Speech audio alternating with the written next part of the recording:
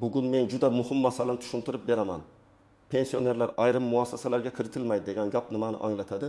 Bu qaysi holatlarda qo'llanadi va eng asosiysi oddiy pensioner bundan qo'rqishi kerakmi yoki yo'qmi? Bu ma'lumot har bir oilaga tegishli. Chunki deyarli har birimizning uyimizda ota-onamiz, bobo-buvimiz yoki pensiya yoshiga yaqin insonlar bor. Shuning uchun videoni oxirigacha ko'ring. Hoziroq kanalga obuna bo'ling va like bosib qo'ying. Chunki bunday mavzularda xatoga yo'l qo'yish odamni nafaqat asabiylashtiradi, balki huquqidan ham mahrum qilib qo'yishi mumkin. Avvalo men eng asosiy narsani aniq qilib aytaman. Pensioner bo'lishning o'zi insonni hech qanday davlat idorasi, shifoxona, bank, notarial idora yoki ijtimoiy xizmat binosiga kirish huquqidan avtomatik ravishda mahrum qilmaydi. Ya'ni kimdir endi pensionerlar umuman kiritilmaydi desa, buni darhol tekshirish kerak. Chunki ko'p hollarda bunday gaplar noto'g'ri talqin qilinadi, bo'rttiriladi yoki odamlarning e'tiborini tortish uchun qo'rqinchli qilib aytiladi. Lekin masalaning ikkinchi tomoni ham bor. So'nggi yillarda ayrim muassasalarda kirish tartibi ancha qat'iylashdi. Oldin odam bemalol kirib, eshikma-eshik yurib, xodim izlab, navbat so'rab, hujjat topshirishga harakat qilardi. Hozir esa ko'plab joylarda elektron navbat oldindan yozilish, shaxsni tasdiqlovchi hujjat, ruxsatnoma, tashrif maqsadini aniq ko'rsatish, xavfsizlik nazorati, sanitariya talablari va ichki tartib qoidalari joriy etilgan. Natijada ayrim pensionerlar buni bizni kiritishmayapti deb qabul qiladi. Masalan, oldin bir pensioner tuman ijtimoiy himoya bo'limiga ertalab borib, eshik yonida kutib, qaysidir xodimni topib masalasini aytib ketishi mumkin edi. Endi esa unga avval mypodcub.uz orqali ariza yuboring. Kal markazga qo'ng'iroq qilib navbat oling. Pasport yoki ID kartangizni ko'rsating. Sizning masalangiz boshqa bo'limga tegishli deyishadi. Bu taqiq emas, bu tartib. Lekin tartib tushuntirilmasa, odam o'zini rad etilgandek his qiladi. Yana bir misol. Banka pensiya kartasi bo'yicha borgan pensioner ichkariga kirishda qo'riqchi tomonidan to'xtatiladi. Sabab bank ichida mijozlar soni cheklangan. Navbat elektron terminal orqali olinadi yoki xizmat ko'rsatish faqat ma'lum oynalar orqali amalga oshiriladi. Qo'riqchi siz kirmaysiz demasligi kerak, u navbat oling, hujjatingizni tayyorlang. Ichkarida joy bo'shaganda kirasiz deb tushuntirishi kerak. Agar qo'pol muomala bo'lsa, bu alohida masala. Endi men kimlar xavotir olishi kerak, kimlar esa ortiqcha vahimaga tushmasligi kerakligini batafsil tushuntiraman. Pensionerlar uchun eng ko'p uchraydigan muammo shuki, ular muassasaga boradi, lekin kerakli hujjati bo'lmaydi. Keyin xodim hujjatsiz xizmat ko'rsata olmaydi. Pensioner esa meni qabul qilishmadi deb o'ylaydi. Aslida muammo yoshda emas, hujjat yoki tartibda bo'ladi. Masalan, 68 yoshli otaxon pensiya qayta hisoblanishi kerak deb pensiya jamg'armasi bo'limiga boradi. U faqat pensiya daftarchasi yoki eski hujjat nusxasini olib kelgan. Lekin masalani ko'rish uchun ID karta, mehnat daftarchasi nusxasi, ish staji bo'yicha arxiv ma'lumotnomasi yoki ish joyidan tasdiq kerak bo'lishi mumkin. Xodim hujjatlaringiz to'liq emas desa, bu kirish taqiq emas. Bu ish yuritish talabi. Agar otaxon kerakli hujjatlarni yig'ib kelsa, ariza qabul qilinishi kerak. Yana bir hayotiy holat. 72 yoshli onaxon poliklinikaga tibbiy ko'rik uchun boradi. Ro'yxatxonada unga siz bugun shifokorga kira olmaysiz. Avval oilaviy shifokordan yo'llanma oling deyishadi.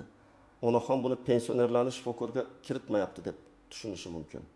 Aslida ayrim ixtisoslashgan shifokorlar uchun yo'llanma talab qilinadi. Masalan, kardiolog, endokrinolog yoki nevropatologga kirishda oilaviy shifokor dastlabki ko'rik qilib, keyin yo'naltirishi mumkin. Bu tizim bemor oqimini tartibga solish uchun qilingan. Bankdagi holatni olaylik. 65 yoshli pensioner pensiya kartasidan pul yechmoqchi. Bank filialiga boradi, lekin xodim siz kartangiz PIN kodini bilmasangiz, egasi shaxsan kelishi kerak yoki ishonchnoma bo'lmasa, boshqa odamga ma'lumot bermaymiz deydi.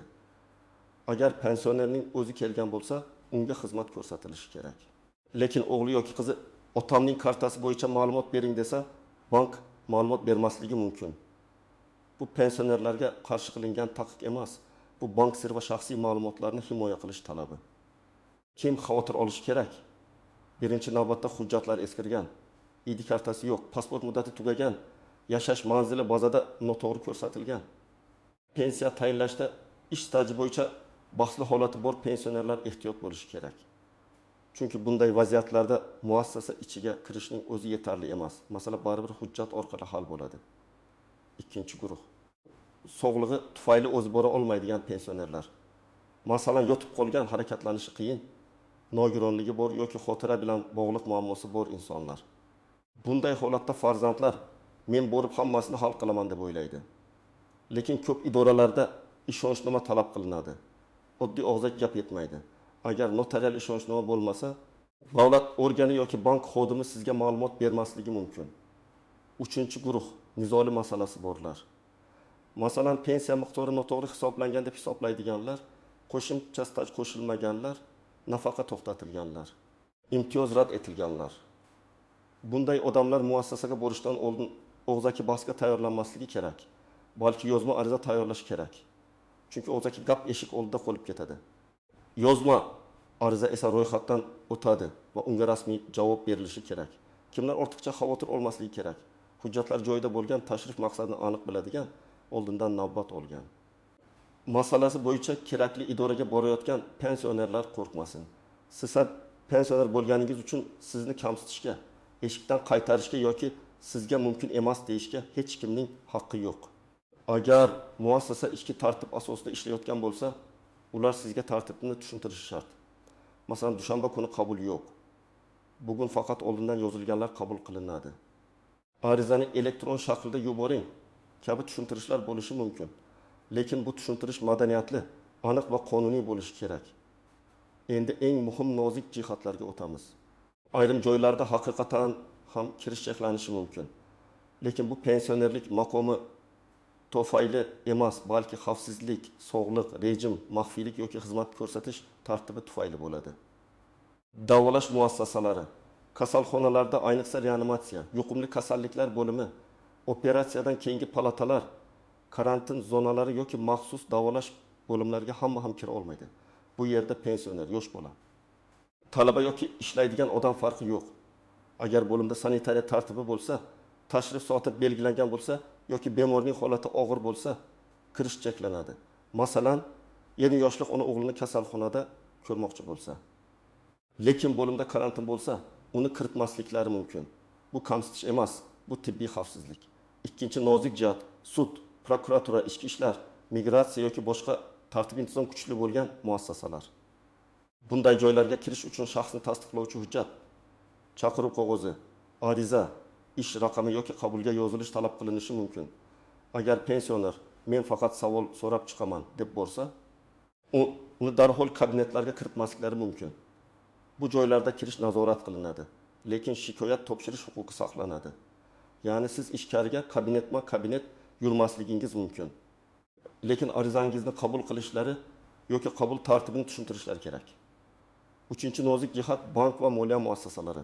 Bankda naqd pul, mijoz ma'lumotlari, kredit hujjatlari, kartalar va elektron tizimlar bor.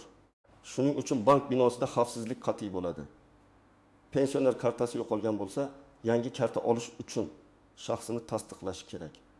Agar ko'zi yaxshi ko'rmasa yoki imzo qo'yishga qiynalsa, xodim qo'shimcha tasdiq so'rashi mumkin. Bu jarayonda qarindoshlar yordam berishi mumkin, lekin bank qonuniy vakolatini ko'rishi kerak. Men uning farzandiman degan gapning o'zi yetarli bo'lmaydi. 4-nozik jihat. Elektron navbat. Ko'p pensionerlar uchun eng katta to'siq telefon, internet va elektron tizim bo'lib qolmoqda. Masalan, davlat xizmatlari markazida oldindan navbat olganlar tezroq kiradi. Navbatsiz kelganlar esa kutadi. Bu pensionerga qarshi taqiq emas, lekin amalda pensioner ko'proq qiynaladi. Chunki u ilovani ishlata olmasligi mumkin. Shuning uchun men har doim farzandlarga aytaman. Ota-onangizning hujjatini hal qilishda eng katta yordam ularga pul berish emas, balki navbat olib berish, ariza shaklini to'ldirib berish va qaysi xonaga borishini tushuntirib berishdir. 5-nozik jihat, ishonchnoma. Bu juda ko'p nizolarni keltirib chiqaradi. Masalan, tekbani yoshli buvining pensiya kartasi bloklangan. Nabirasi bankka boradi va buvim yura olmaydi, kartani ochib bering deydi. Bank rad etadi. Nabira jahli chiqib pensionerlarni qiynashyapti deydi. Aslida bank buvining pulini himoya qilyapti. Agar har qanday qarindosh kelib pulga oid ma'lumot olsa, bu pensionerning o'zi uchun xavf bo'ladi. To'g'ri yo'l notarial ishonchnoma olish. Agar bu yura olmasa, notariusning uyga chaqirish imkoniyatini aniqlash, keyin rasmiy vakil sifatida murojaat qilish. 6 nozik jihat qo'pol muomala va noqonuniy rad etish. Agar pensioner barcha hujjatlari bilan kelgan bo'lsa, qabul kuni bo'lsa, masalada shu idoraga tegishli bo'lsa, lekin qo'riqchi yoki xodim sizga mumkin emas, siz pensionersiz, sizni qabul qilmaymiz desa, bu jiddiy muammo. Bunday holatda hissiyotga berilib janjal qilish kerak emas.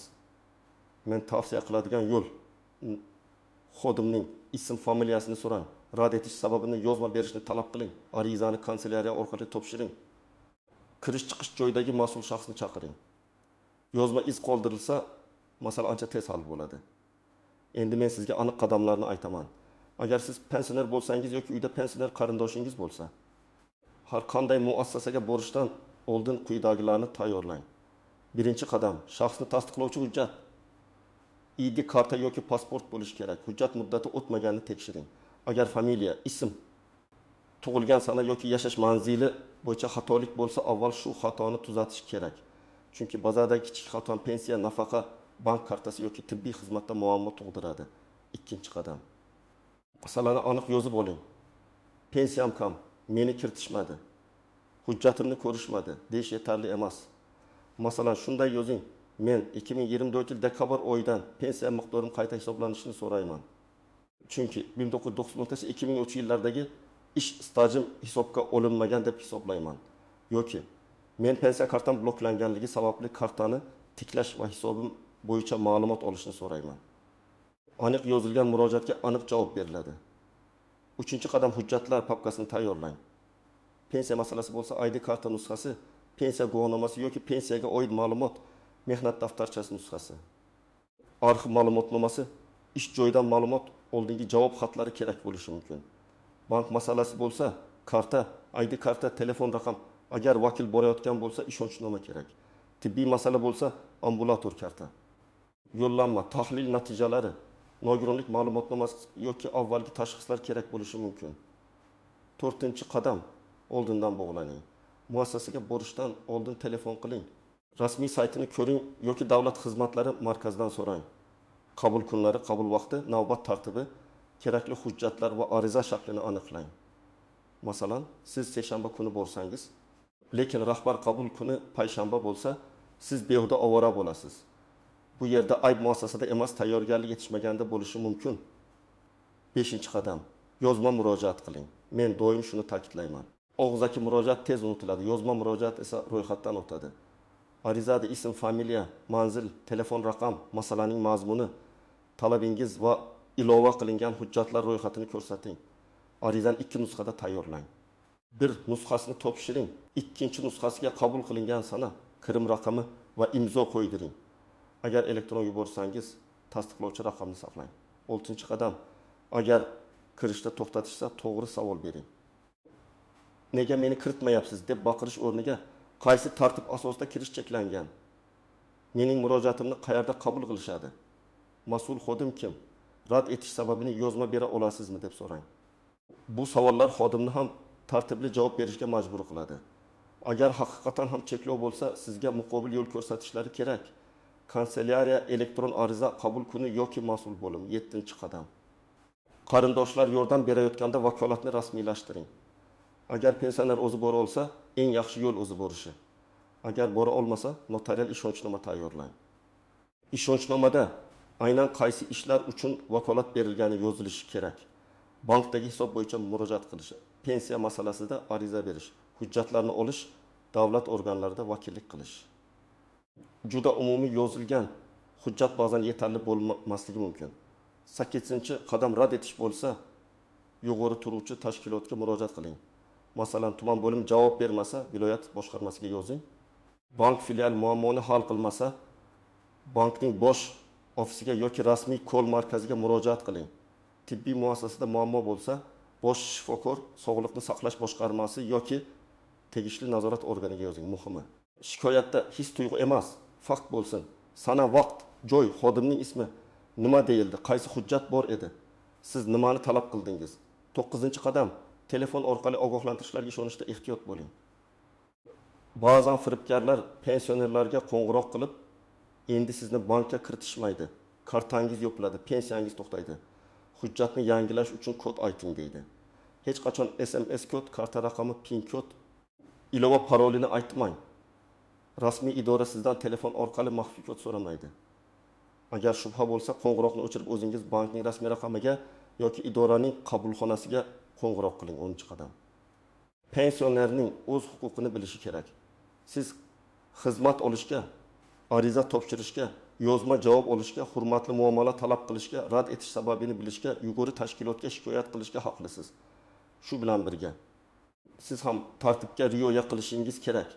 Navbat kutish, hujjat ko'rsatish, xavfsizlik talablariga bo'ysunish, ruxsatsiz xonalarga kirmaslik, xodim bilan hurmatli gaplashish, huquq va tartib birga yuradi.